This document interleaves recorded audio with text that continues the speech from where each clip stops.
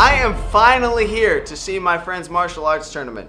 Master Torres, if you've never heard of him, runs a martial arts tournament once a year at least. And it's pretty amazing. We're talking about kids from the age of what, like 6, 7, all the way up to adulthood. And these guys are pros. If you're in the area, you should come and check it out. I'll definitely be there, and I'll be running a seminar of my own if you want to come and join it. A lot of people learn stage combat, and a lot of people learn martial arts, and there's kind of a weird crossover between the two of them. I'm here to try and bridge that crossover. If you know martial arts, I'm going to help you with stage combat. If you know stage combat, I'm going to help you with martial arts. And we're going to try and get everybody into film and television that we can. That's what stage combat is, yeah. Believe it or not, those guys are not actually killing each other. Oh my God. I know, it's strange.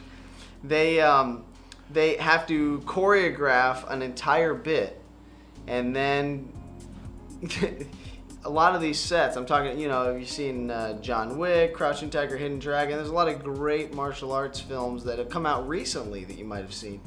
And they're big budget films, and you don't make a big budget fight sequence without choreographing it first.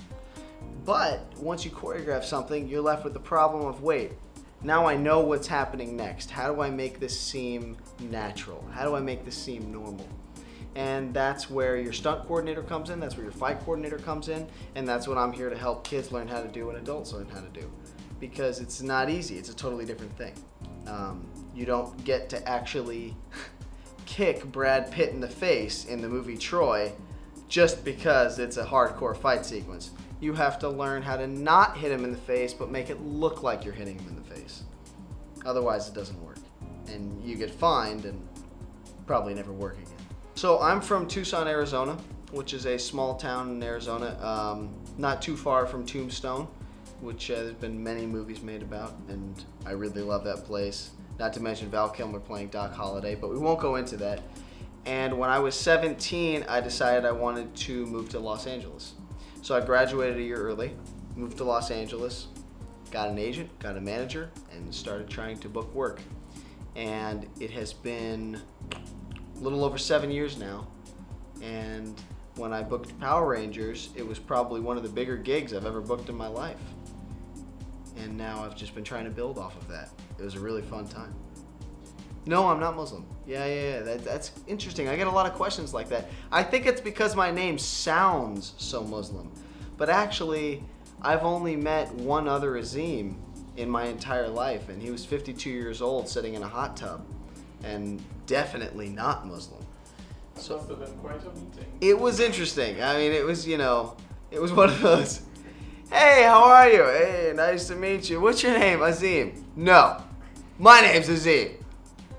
What? You get that register where you never think you're ever going to hit that register again? That's what happened. Well, I was just in Morocco, actually, and the town I was staying is called Erfoud, and everybody there was Muslim, and they were all the friendliest people you've ever met in your life. I had one of the most interesting experiences where you go into a shop, it looks open, but there's nobody there. I walked in, walked around, there's nobody there.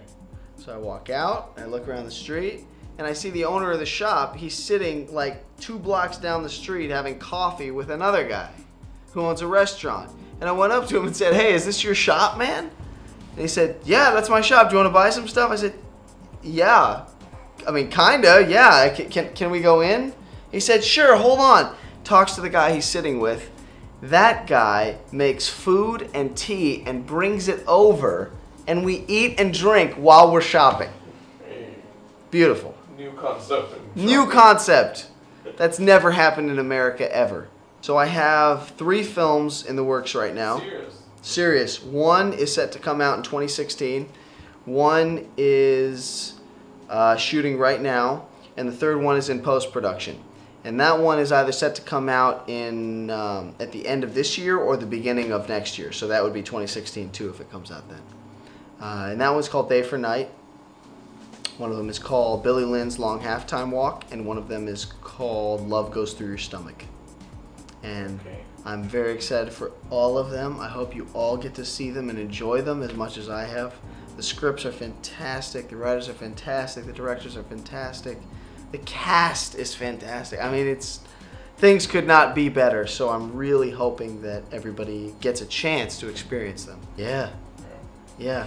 Like I said earlier, I've been trying to come to Trinidad for 10 years now, and I finally made it. No, not a joke. I've been trying to come to Trinidad for 10, that's a decade. Let me just look straight into the pipeline so you understand the seriousness. It's 10 years, okay? Finally made it. And for nothing but great things, I got to, I have a promise that I have to hold to my sister. Maya, if you're watching, you know who you are. And hopefully I get to fulfill that promise. But this is one of the places where one of my favorite instruments was perfected, which is a steel drum. And my little sister is very talented, and she's a percussionist, and she actually plays the steel drum. Yeah, and so she's really excited that I'm here, almost as excited as I am. Close. Oh, mommy. Well, let's see. I mean, you're asking me an interesting period of my life. My best time in my life, I just got off a plane, and I'm still alive. We did have kind of a strange trip over here, and I'm pretty happy that I finally made it. So we're in Trinidad. Our flight over here got sent back because of some kind of complication. I think they looked at me and said, no. Got to go back. No, we need to go back. He just looks too weird. And there's something wrong with him. He has a Z in his first name and a Z in his last name. That's strange.